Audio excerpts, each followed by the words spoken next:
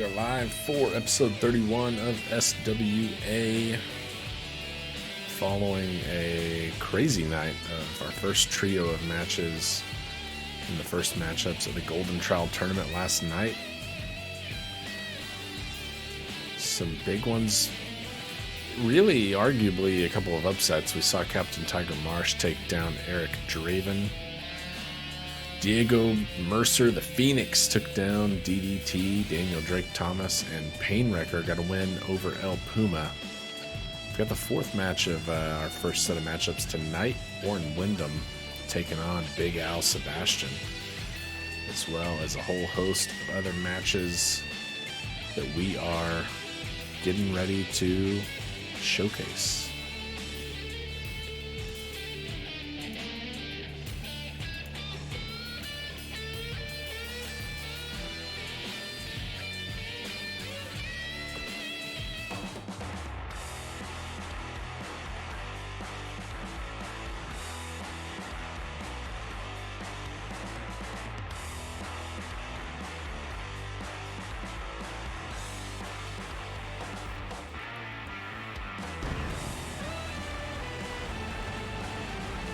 Gonna kick things off tonight with a debut, which is always exciting. We've got some tag action later on,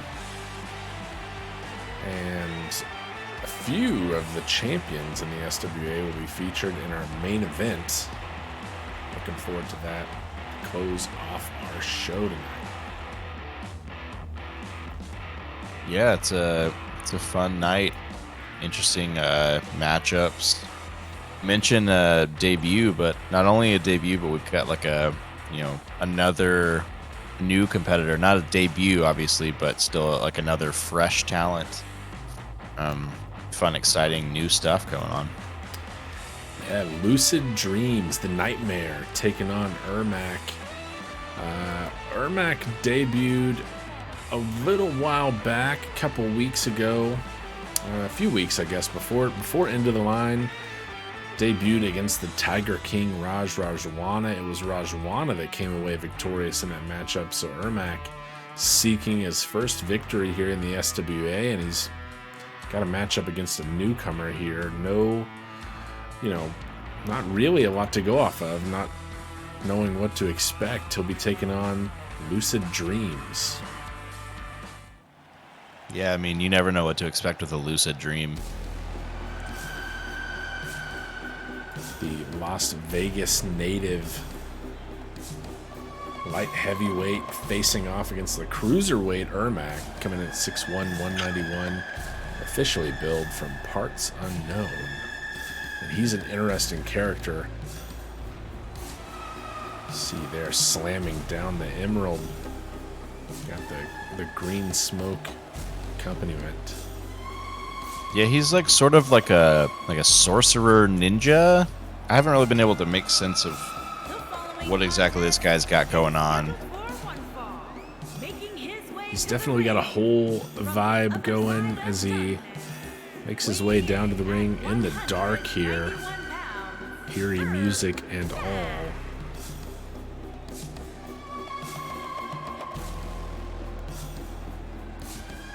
See what he's got in the tank tonight against Lucid Dreams, who, like I said, his debut was spoiled by the Tiger King, Raj Rajwana. He'll be looking to maybe notch that first win. First one's always a big one.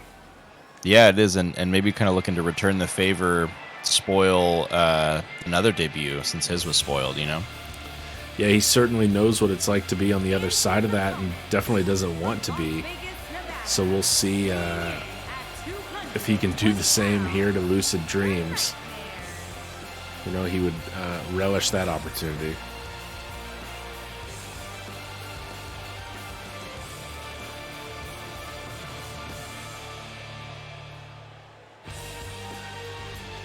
Lucid Dreams coming out here in like some snowboarding pants, it looks like. I don't know what's going on with this whole getup. Definitely rocking the black and white gimmick colorway in full effect here. Lucid Dreams got his own merch.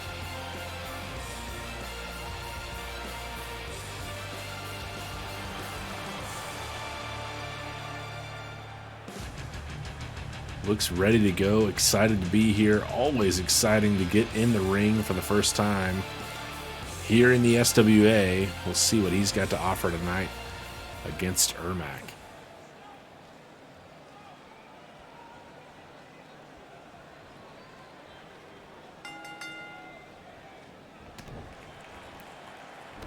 Lucid Dreams has dumped the shirt before the shirt here, and he's on the offensive to start this match.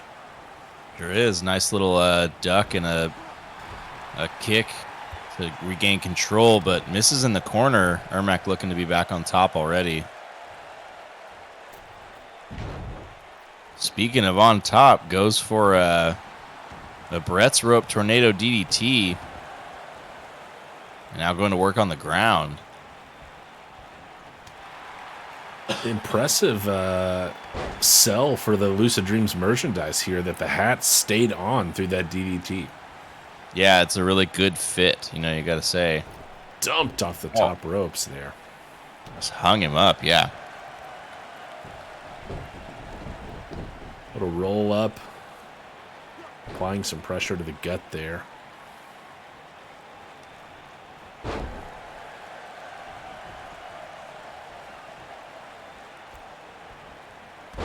Oh, standing leg drop from Ermac. A lot of impact on that, even from the cruiserweight. Now stretching him at the shoulders, really pulling on those pectoral muscles. Make it hard to, you know, use your arms well.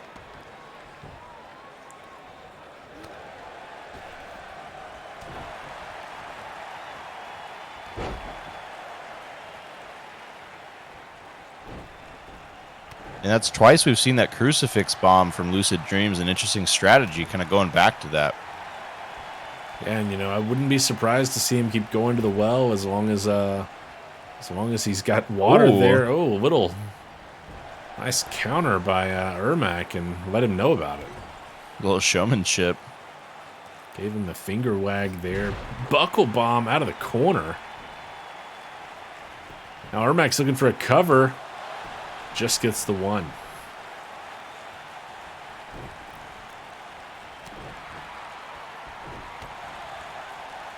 Reversal, he's back on top. Looking for something here. Uh-oh. Carrying him over. Slings him over the shoulder. Lucid Dreams is fighting out of it. Yeah, he went to the fireman's carry and took a little too long there. Lucid Dreams able to fight out of it. Evades certain danger there. Now Dreams looking for a cover here. After those elbows, he's just going to get a 1 count.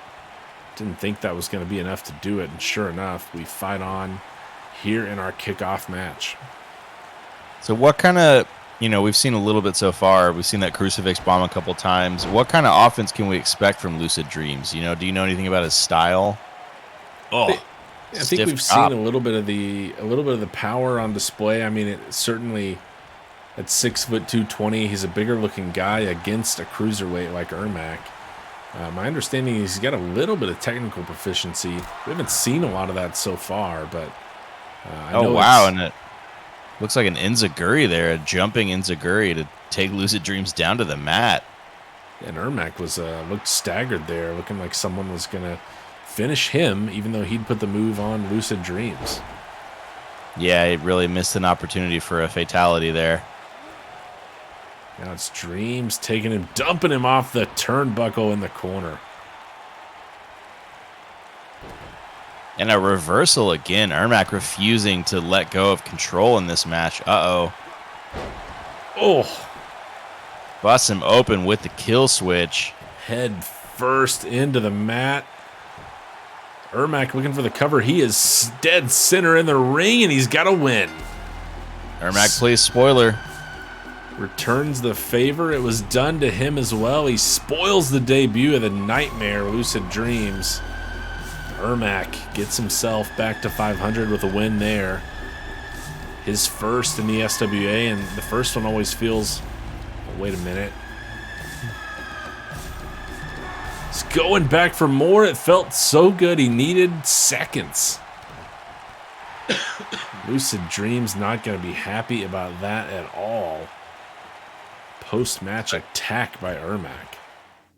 Yeah, so I guess that means he's an evil ninja wizard. It would Or a seem sorcerer. so. Not making any friends with that post-match attack. But a nice win for Ermac. He moves to 1-1, brings himself back even, and spoils the debut of Lucid Dreams, who of course drops to 0-1, and will still be seeking his first win in the SWA next time around. Look forward to seeing what else we've got from him, but it was not the storybook ending to his first match in the SWA here tonight.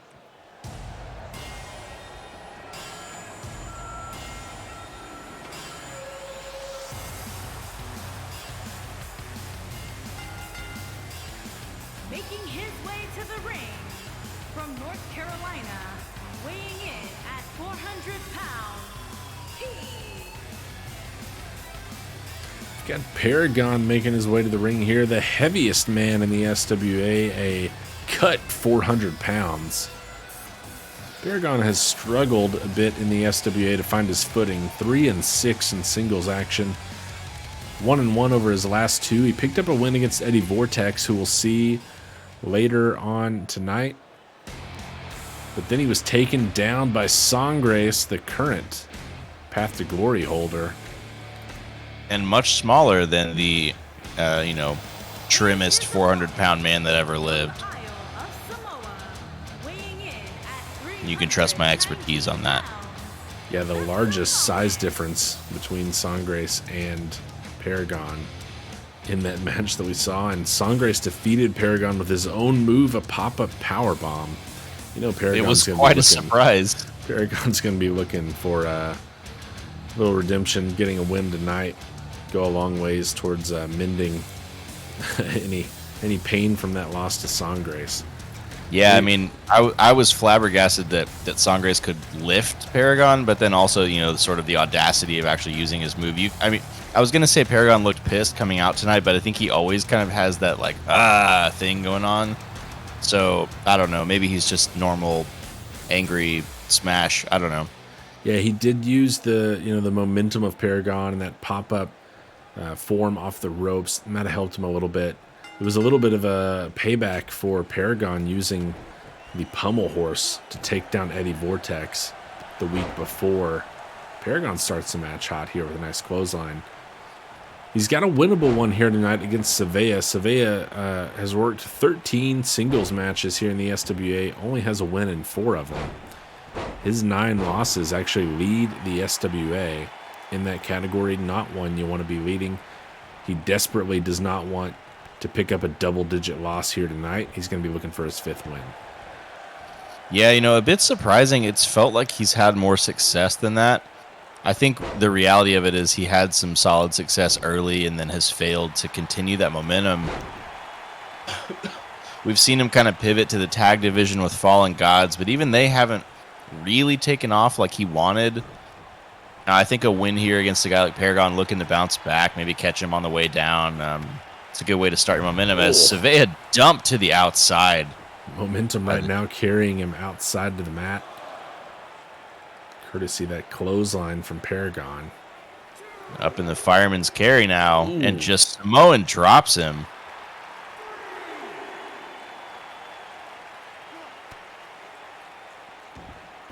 On the outside, Savea dives back inside. This one's not going to end in count out.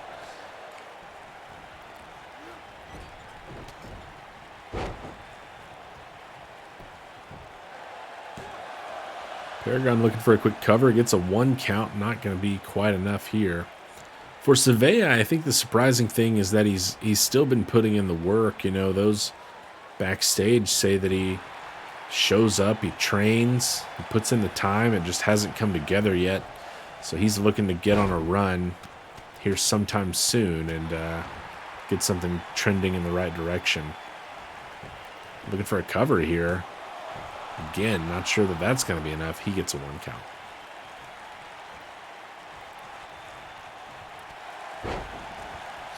Yeah, it makes me wonder if it's almost like a mental thing. It's about confidence, or it's about drive, it's about power, something like that. That's what he needs. Oh my! The confidence there. He throws up some hand signals, and Paragon just takes him to the outside. That's a long way to fall. Catches a solid boot on the apron from Paragon as well. Paragon is taking care of business so far. Oh! Takes him up in that pump handle formation, drops the head on the knee. Paragon seems to be setting him up, throwing him off the ropes, looking for that pop-up power bomb, and he's got it. So much force directly to the back. 1, 2, and Just 3. like that. And Paragon back on top of the win here. 2 of his last 3 have gone his way. He moves to 4 and 6. And nearly sent SWA through the mat there with that pop-up powerbomb. Yeah, I think he about killed him with that suplex over the top, and then that pop-up powerbomb did the rest of the job.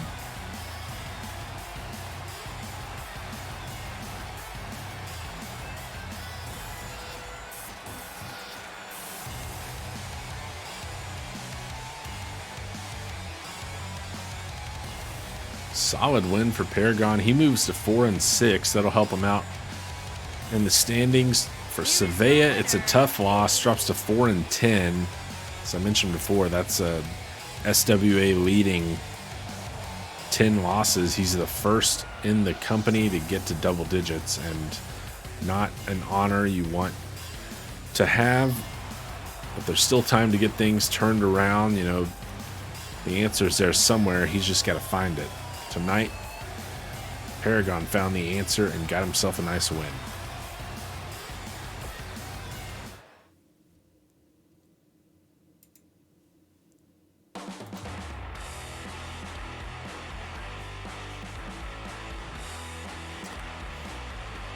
Next up, we got one half of the Barefoot Buddies, Eddie Vortex, taking on the Lion King, Nathan Bogard.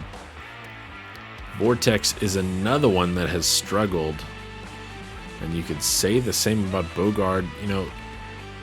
These two are a combined 2 and 11, 1 and 6 for Vortex, 1 and 5 for Bogard, and yet they've put on some exciting matches and really at times have been fan favorites. Vortex has had a bit more success in the tag side of things, 2 and 2 with Sangres as a member of Barefoot Buddies, but he has struggled in singles and has struggled in his appearances in the Rumble. You could say that again. My Vortex goodness. holds the distinction as the 2 shortest appearances in the Rumble, getting that honor both seasons.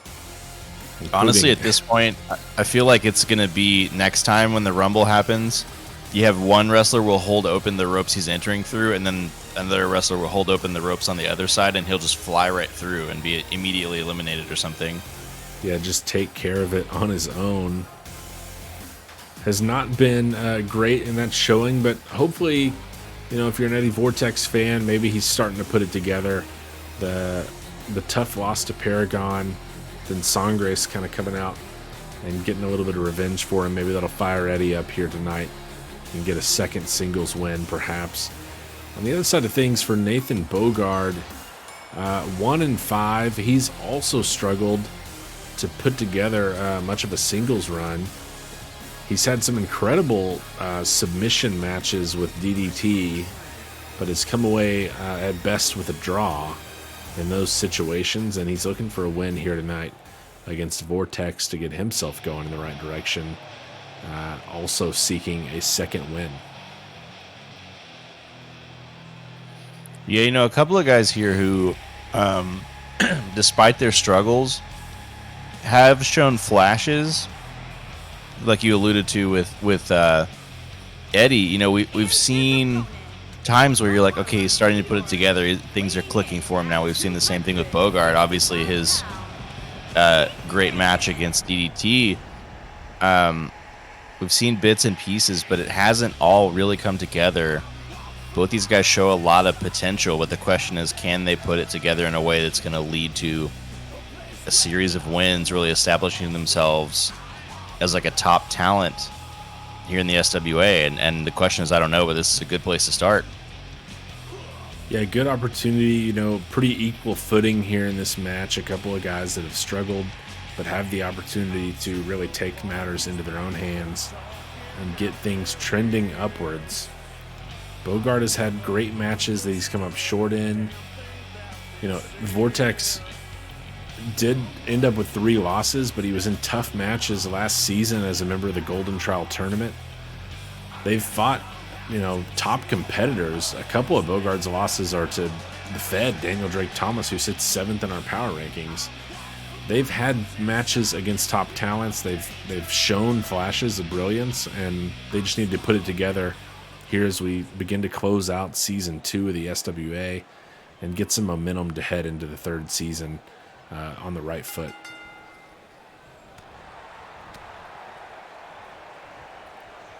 Vortex starts us off with a couple of right hands. Bogard's going to push him into the corner here.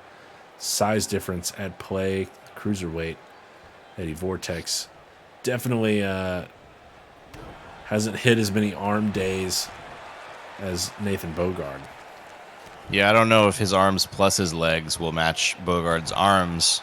And we're seeing that come into play early here a little bit. The ref having to break up that hold, and then Eddie trying a couple things. But, oh, my.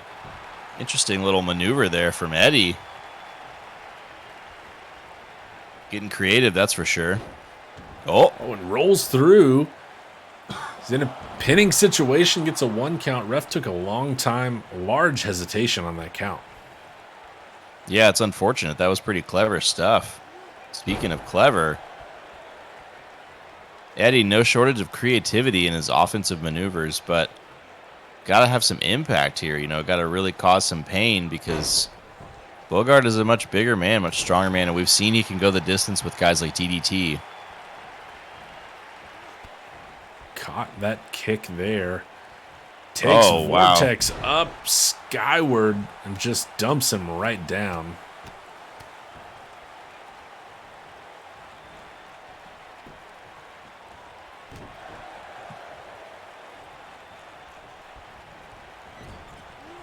Nobody there in the corner on the drop kick, but Bogard can't capitalize right away. It's Vortex who takes control, and he's got a cover here, but just a 1 count. Not enough. Vortex needs some more. You mentioned the creativity. He's been going for it here with pin attempts. A couple of nice ones, but they haven't been fruitful just yet.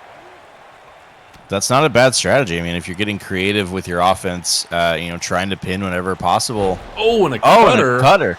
Out of nowhere. Is right back to his feet. And a Pele kick to follow it up. Vortex got out of the way. Bogard popped up quickly there. And a backslider.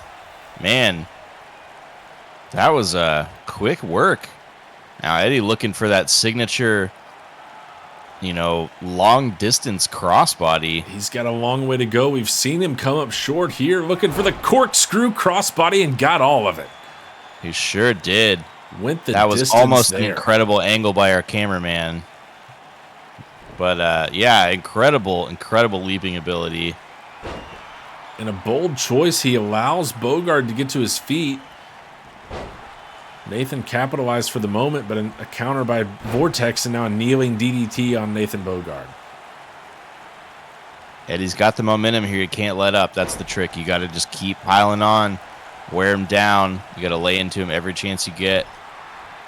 He might get in a few licks. He might reverse. He might get control for a minute, but you got to get it back. You got to keep on the offensive as long as possible. Oh, pounce. Bogard blows him up. Every bit of wind going to be blown out of Eddie Vortex right there. That pounce from the Lion King sent Vortex flying. And now Bogard's going to have to try to get something going, but a nice counter from Vortex there. Floats over the corner And then Oh, man. into a reversal by Bogard. Almost set him up perfectly there. Yeah, reversal after reversal. Tough stuff from both guys. Uh-oh. Oh, and Bogard's looking for that Lion Tamer. We saw him get some points against DDT in a submission Ironman match with this. Can Is Eddie gonna fight find out? a way out? Oh, Bogard lets him go here. Now he's going to look for a cover. Did he take enough Surprising out of Eddie? choice. No, shoulder up at 2. Close one for Bogard. Interesting to go for the pin after allowing your opponent out of the submission. You know, he was really wiggling his arms. Maybe Bogard felt him slipping out and didn't want to, risk another reversal or something and maintain control of the match. Big Got to clothesline stay- from Bogard. How about a second? Ducks underneath. You never go for it. Oh.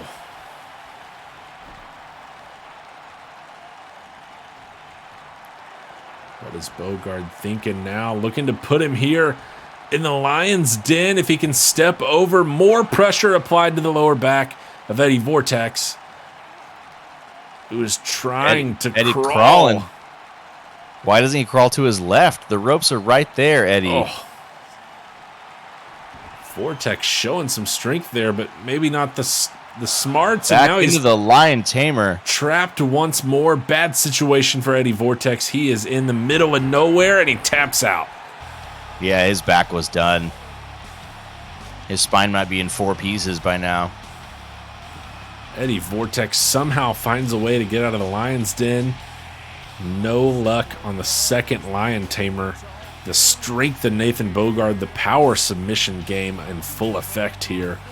Gets a submission victory against Eddie. Sure does. And great job by Bogard staying with it, not being discouraged, not giving up. Because it looked like Eddie had it won there for a minute, but Bogard reasserted himself, held on to control of the match, repeatedly applied submissions to the same area, targeted that lower back, and he won because of it. Implemented a strategy, stuck with it, and it paid off. Bogard gets his second win. He moves to 2-5 for Vortex.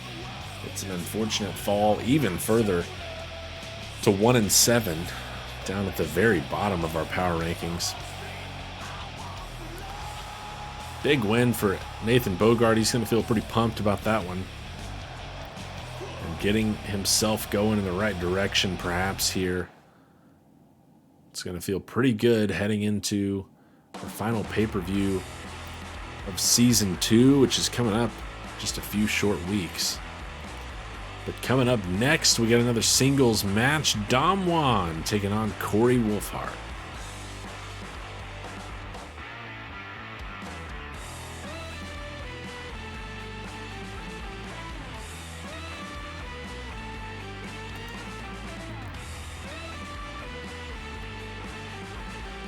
And this is an interesting matchup. Dom Juan, a guy we haven't seen a whole lot from yet. He kind of appeared mysteriously not too long ago, and been a lot of speculation as to where this swagger machine came from. Made his debut in the Royal Rumble, ended up in the final 6, but was not able to come away from that match victorious. He lost his debut singles match, but he picked up a win last time out against AJ Balor. He is 1-1 in singles. And after taking down Balor, he's kind of shifted his focus here to Balor's often tag teammate, Corey Wolfhart. Wolfhart sits comfortably at 3-4. He's picked up a win recently and is looking to get back to 500 here. Dom is looking to get above 500 and pick up his second win. He's also looking to maybe put another very large feather in that cap. Could be a nice one to go right along nicely with the 2 that he has already. He is oiled up and ready to go. There's a ton of gel or something in the hair there. Styled to perfection. And his opponent from Florida, weighing in at 255 pounds, Corey.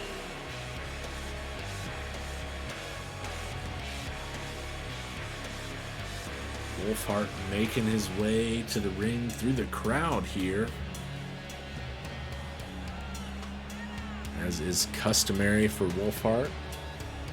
Yeah, he always does this, you know. Rumors that he shows up late and just kind of walks in through one of the crowd entrances. It's a weird choice, but he continues to do it. Perhaps really just a man of the people, making his way through them all here.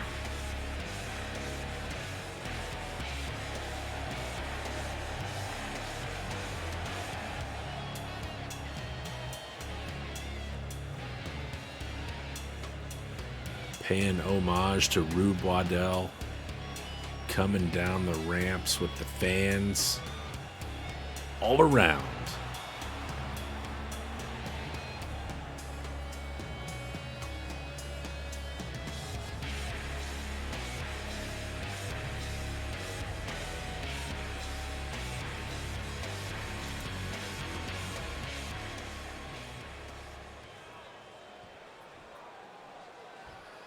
We're ready to get underway with this one. Ref signals for the bell.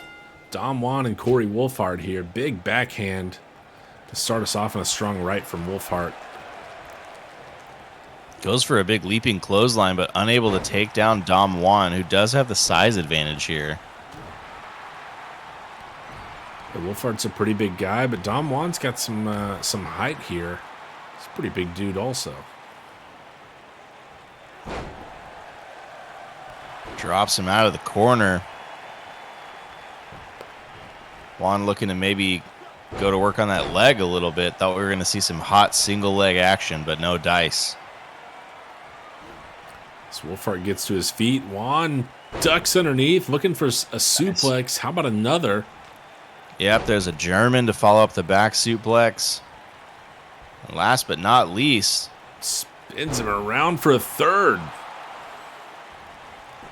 Dom Juan's looking for a cover already here. And he's got one. the end.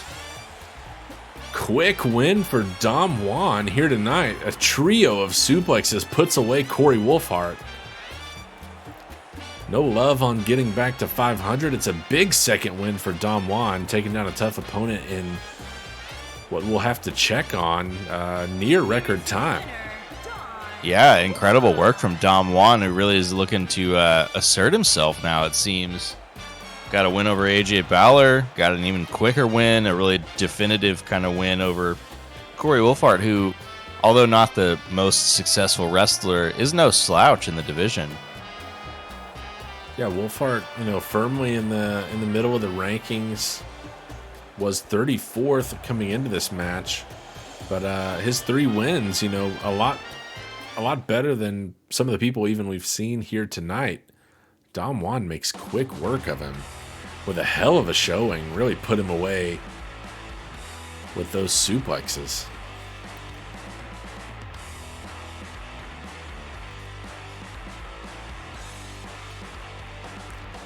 Next up, we've got a tag match, our first of 2 tag matches here tonight.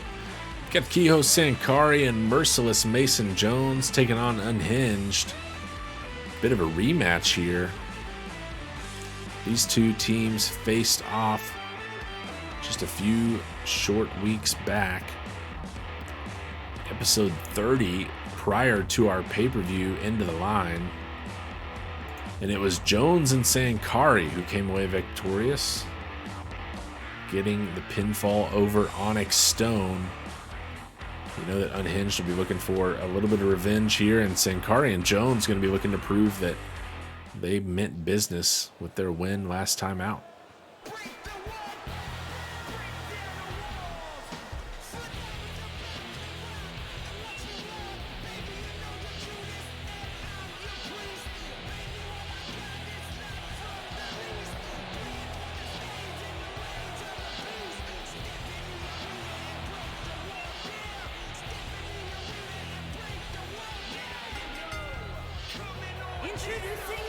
Merciless Mason Jones making his way to the ring first with his perfectly ripped pants.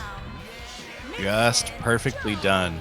It's really an art form at this point. I don't know how long he can make those last, but I'm impressed. We keep a close watch on him. There's a few Twitter fan accounts that really, keep updates on him every time we see Mason Jones to see if they have spread or torn any more. They have not throughout the entire run of the SWA. Pretty impressive since Jones made his debut. There's a whole subreddit about watching SWA for the plot, I imagine, too, honing in closely on his ripped pants and where the seams fall. I think the build is great. The suspense there, if they do rip, it's going to be so over. It's like a countdown ending almost. For Jones and Sankari, though, so far in tag team action, 1 and 2, their one win, as I mentioned, was over Unhinged. Still genuinely surprising. I think it caught most people off guard. Not that these guys are particularly bad wrestlers, but Unhinged are just such a strong team.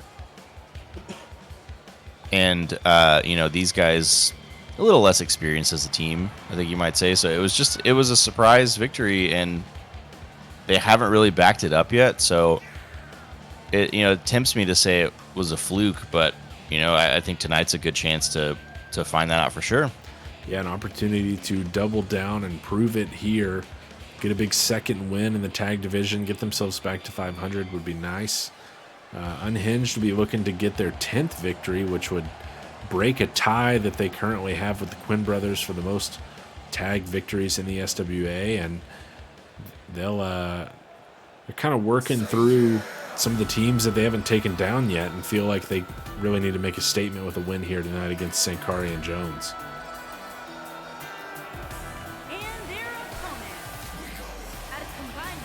And a new look for Unhinged coming out in coveralls. Yeah, they got the jumpsuits on, ready to go, looking like they just came straight from work. Couple of mechanics here, you'd say, Yeah, air quotes, mechanics. Mm-hmm.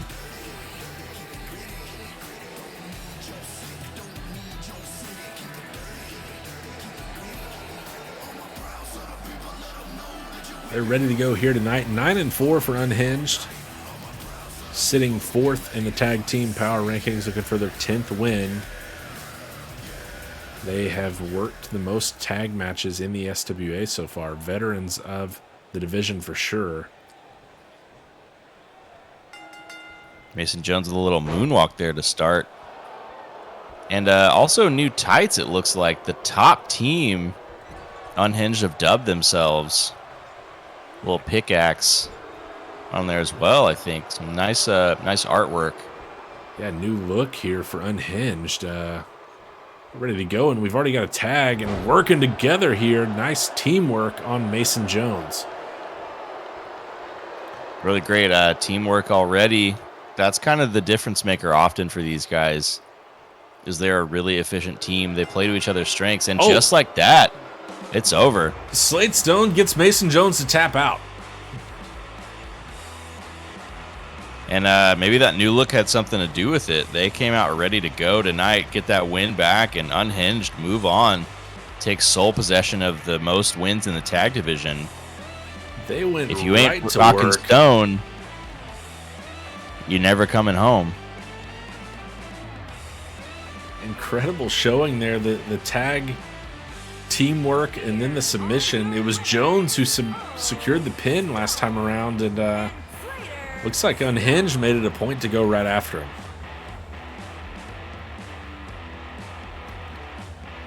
I heard one of them tonight.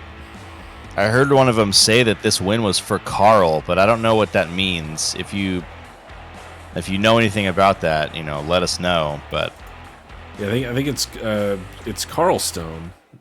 I'm not sure if that's a brother or a father or an uncle, grandfather perhaps. Family member, it's my understanding. Ah.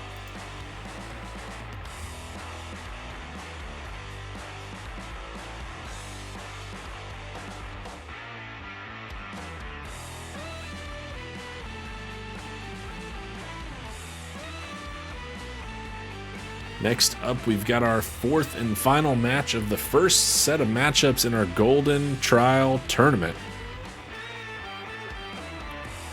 We've got Big Al Sebastian taking on Warren Windham. It's a matchup from Group A.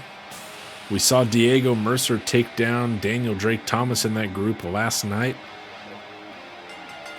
in our Golden Trial special episode.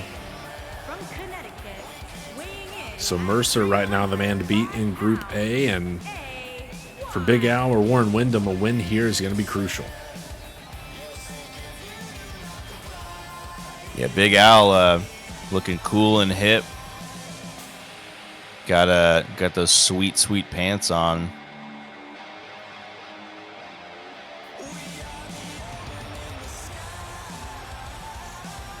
He's ready to go here tonight, but he's got perhaps one of the toughest opening challenges of the Golden Trial Tournament. Yeah, in Warren Windham, former SWA World Champion Warren Windham. Windham sits fourth in the power rankings overall at 11-3. He's been a tough one to take down in singles action. Sebastian's going to have his work cut out for him. Sebastian himself sits at 11th at 4-2 in singles.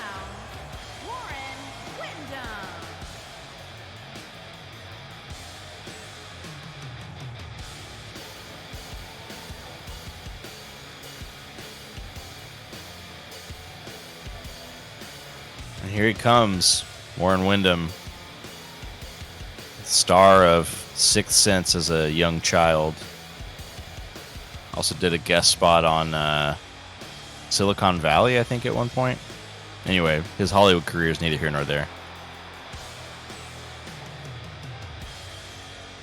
Yeah, he's really been bulking up since some of those roles, I believe.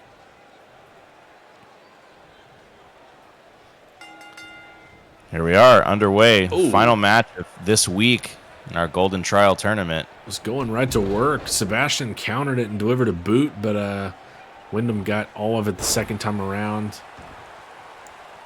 But it's Big Al who stands on his feet here. Still a few seconds into this match. Oh, and not for long as he's dumped to the outside. All the way to the outside, that mat. It's there mostly for aesthetics. Not a lot of cushion on the mat on the outside. It's nothing like being inside the squared circle here. So these two battle it out on the outside.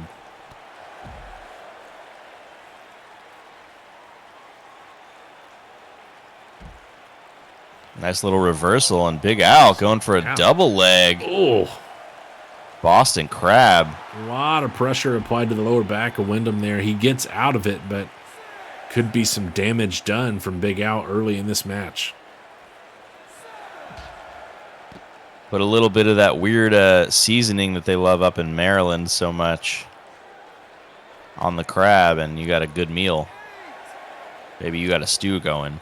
And we're in danger territory here as we are at a 9 count. Warren Windham might get a victory via countout. Sure enough, Warren Windham is happy to take a victory any way possible here in the Golden Trial. He put Sebastian down at the 9 count and ducked back inside. He just sort of splashed on his nuts and then climbed back inside. Here is your winner, Warren Windham. Warren Windham gets himself a win via countout. And, you know, in the Golden Trial Tournament, it's not a bad decision, one, to get a win any way possible. He does that here with a countout, but he also conserves quite a bit of energy, doesn't take a lot of damage. He's going to have a match next week. I can't say that I blame him for making sure that he's in top shape next time around. Yeah, he's definitely going to get plenty of rest between now and next week.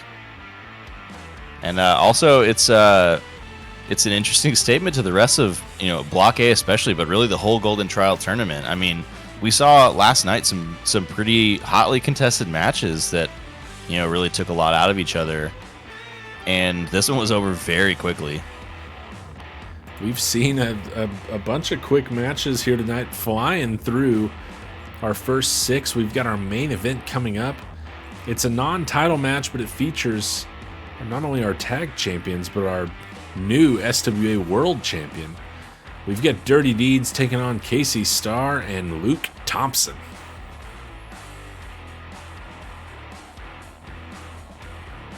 Yeah, until you had said it just now, I kind of forgot his name already. It's very generic. But, You're Yamaguchi. gonna have to remember it as he's the current champion, and, we've yet to see what his reign is going to have in store for us. Maybe a bit of a sneak preview here tonight in some tag action, working with his partner, Casey Starr.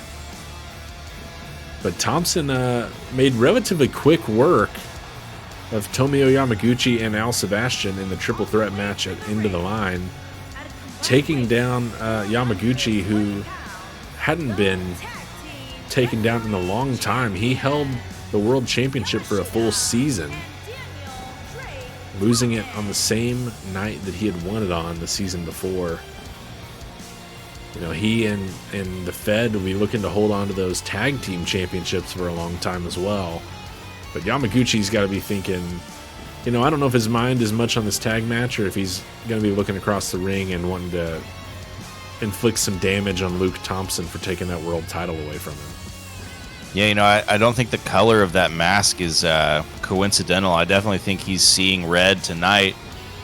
But I think you make an interesting point. I think his mind will be on this match, because this is an excuse to, beat the hell out of the guy who took his title. He's going to want revenge, and obviously he can't get that in a singles match tonight. But what he can do is inflict a whole lot of pain on the guy who stole his title. And he views it that way, as his title being stolen. So, there's one goal in mind here, I think, for Tomio Yamaguchi in particular. Maybe for both of them. DDT seems like a really supportive partner. So maybe they're both single-minded in this, because it's not a title match. They don't have to worry about defending their titles, and they're confident in their ability. So they're just probably going to come out looking to cause some pain tonight. It's a perfect segue, you mentioning how supportive of a partner DDT has been. On the other side of things here, this is not necessarily an official tag team pairing, but Starr and Thompson have kind of worked together a little bit here. It was Starr that brought Thompson into the mix here, having him pose as Aloysius S. Yates, which we of course found out was a fraud, and win the Rumble. And then since Thompson revealed himself, won the title, a bit of a more awkward situation between these two. I'm not sure that Starr is quite the supportive partner that DDT has been. No, I don't think he is. He seems very prone to rude outbursts and just kind of all-around emotional abuse. Yeah, and we even see it here. We've mentioned this before in matches, but the choice of Dirty Deeds to come out together, and our world champ and Casey Starr coming out separately here. And our first look at Luke Thompson with that world championship title belt there. The Wrestling Alliance World Champion, Luke Thompson. Luke Thompson coming in from his seasonal residences. Just a lovable guy here. Shadow boxing his way to the ring. Is one of those seasonal residences in Flavortown? Not sure. I don't think it's actually in Malta, which he claimed in the lead up to his world championship opportunity before revealing himself as a fraud. I think through this whole situation, I'm mostly just disappointed that Aloysius S. Yates isn't back. Yeah, I don't know what else it will take to get him back into the SWA. He seems to be doing some soul searching, but I don't know what it will take. And Yamaguchi starts us off here ready to go. It's not Thompson that's the active man on the other side here, but I don't think Tomio cares much. I think he wants to inflict damage on either member of this pairing here. Yeah, I think he's a bit of a bull in a china shop right now. He's going to break everything around him with no remorse. And we don't always see Yamaguchi starting as the active man here. I think that speaks to the ready to go attitude for the former champ here. Yeah, I mean, even saying former champ is enough to kind of indicate what a tectonic shift this was when Thompson won the belt. And Yamaguchi is, at the epicenter of that. He really feels the change more than any of us do, and he's not going to let a hot tag stop him. He's just pissed. World champ was looking for a tag there. Yamaguchi kept Star from being able to make it. An interesting point, Yamaguchi lost the title. That was a triple threat match. Technically, Tomoyo Yamaguchi still hasn't lost a singles match since our inaugural tournament, all the way back when the company started. But of course, that triple threat loss, one of the biggest to date for Tomoyo Yamaguchi. And Thompson's in, former champ versus the current champ here in this tag match. Yeah, spinning back fist to start off with Yamaguchi, but Thompson gains control quickly. He's got quite the size advantage here. And, you mentioned Yamaguchi losing the title in a triple threat. It's exactly how he won it. That's the interesting thing. You kind of had a setup of a, one-on-one match for the title, champion and Rumble winner, and then you have an interloper. And in this case, it was actually the Rumble winner that won. Yamaguchi was actually the interloper who kind of earned his way into that match. Al Sebastian, interestingly, was the other one who made it into the title match, but was unable to come up victorious.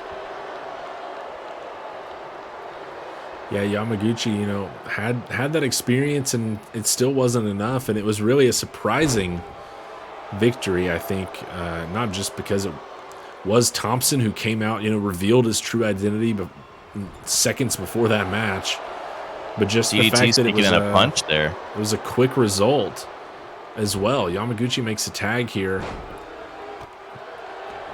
DDT it almost is a makes live man. It almost makes you wonder if Yamaguchi had, a little bit of shell shock or something. Was kind of surprised by this revelation and couldn't focus, or you'd think he, of all people, would know how cruel a triple threat match for the title can be, because that's how he won. He pinned Puma and not the champion, but it was not enough to protect him from suffering the same fate. Now DDT dumped to the outside over his opponent. Or, sorry, his partner, rather.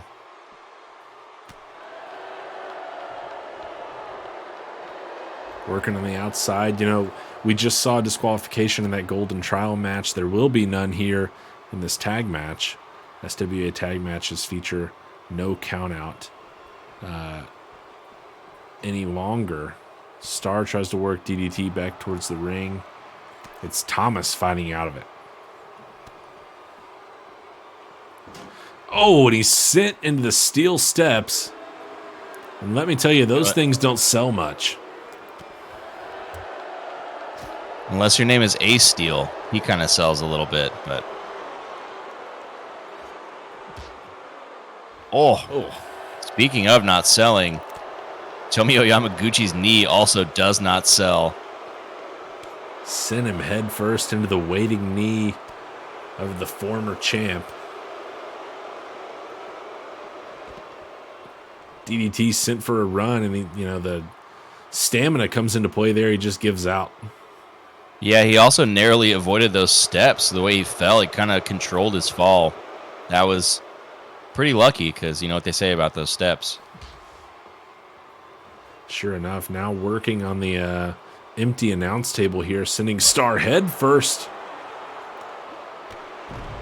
And a big drop kick. Thompson's down off the apron. Thompson's back on the apron. That's your Luke Thompson update for this section of the match. Oh, and the double overhand chop. Drops Casey Star, who's looking a little woozy right now. Rolls him back inside. That's where the finish will have to be here. Star's kind of trying to get to Thompson, but grabbed by the leg. Courtesy of the DDT working. DDT working the leg here. Got to watch out. Oh, now working the arm. You know, these are his 2 signature submission spots. You got the armbar. You got the ankle lock. Both very dangerous. We've seen them put away a number of wrestlers. Star's back to his feet, though, and might be trying to get the champ back in here. He's taking the Thomas to the corner. Tag is made, and Thompson's in. Big back body drop. Long way to fall. Oh, and Thompson, with a little disrespect, jumps over and a little back heel to the face of DDT. Looking a little familiar there. I think we saw a similar thing from Yamaguchi, maybe taunting his rival. Oh, and DDT makes the tag. Yamaguchi's in, and you know he's excited about the opportunity. Slams down the champ, center of the ring, and he's raises very his fired fist up here. Look at him. He's ready to go. Kick to the lower back.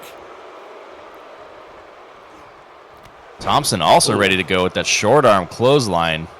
Playing possum a bit there, maybe. Levels Yamaguchi there, now doing some damage to the left arm of Tomio, slamming it down after twisting it.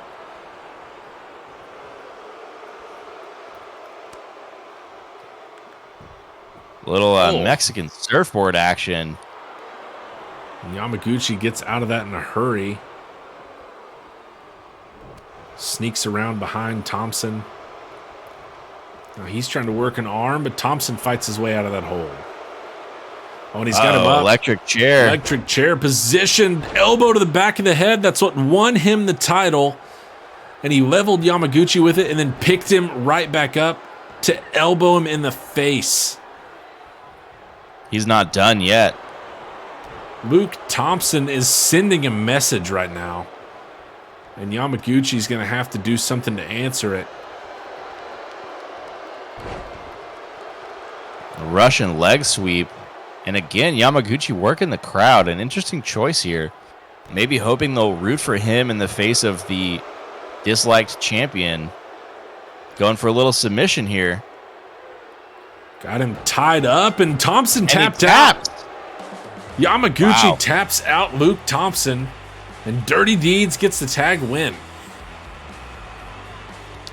Yamaguchi survives that electric chair elbow and then taps out the world champ. And talk about sending a message. I mean, Yamaguchi came in and made quick work of his business. Once he got him in that submission, it was game over almost immediately. Put him away. You know, Yamaguchi maybe not quite as deadly in the submission game as his teammate Daniel Drake Thomas, but he is obviously proficient, and we saw it here tonight. He taps out Luke Thompson quickly, and a nice win for the tag champs, Dirty Deeds. They get their 6th tag victory, move up to 6-1. Look how fired up they are, too. Man, these guys came out with one specific thing in mind. That was to beat up and embarrass Luke Thompson, and boy, did they. And the supportive ally, as you mentioned, DDT happy to get Yamaguchi back in as soon as Thompson was. And it's Tomio Yamaguchi who takes down Luke Thompson in our main event tag win for Dirty Deeds. We saw Warren Windham get a count-out victory in the Golden Trial matchup against Al Sebastian. Unhinged with a record-setting tag win over Sankari and Jones. Quick win for Dom Juan over Corey Wolfhart. Nathan Bogard got himself a 2nd victory against Eddie Vortex. Paragon took down Savea. And Ermac spoiled the debut of Lucid Dreams in our kickoff match. A fun night. We appreciate all of you coming out and joining us. We will be back next week. We will have more Golden Trial action and a whole host of fun matches as well at episode 32 of SWA. Should be a good one. We'll see you then. Have a good one.